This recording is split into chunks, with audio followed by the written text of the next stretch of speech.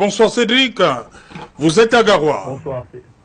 Bonsoir Serge Alain Autou, nous sommes effectivement à Garoua, capitale régionale du Nord Cameroun. La situation ici est on ne peut plus délicate.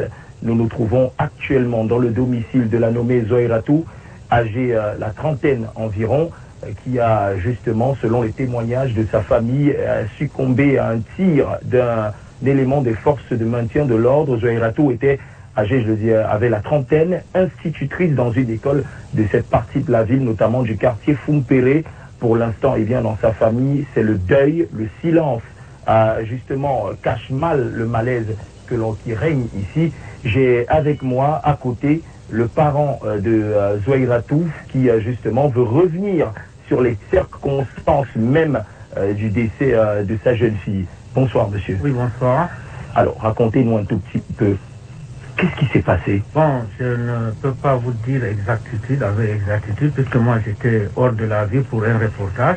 Et de là qu'on m'a appelé, qu'il y a eu émeute dans mon quartier et que ma fille a été victime. Quand on m'a appelé, on m'a dit qu'on l'a tirée au bras. Vers les environs de 16 heures, dès que je suis arrivé, la première personne que je croisais en route qui me dit que ta fille est décédée. Et je suis venu trouver exactement qu'elle est décédée.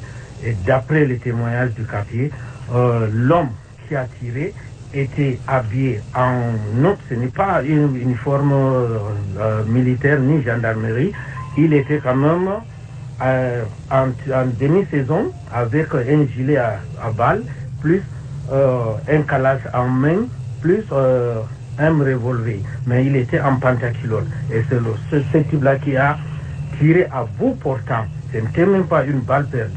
Et puisque la fille était devant la maison, et elle était à 100 ou 10 mètres de la maison. Donc c'était dans le sous-quartier, ce n'est même pas au bord de la route, ni sur le goudron. D'accord.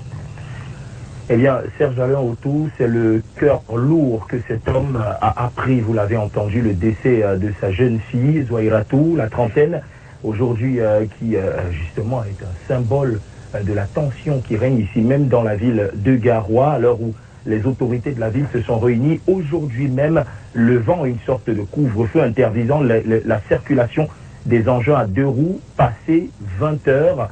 Pour l'instant, on observe la situation de part et d'autre de façon calme en attendant eh bien, la publication officielle et des résultats de l'élection du 12 octobre dernier.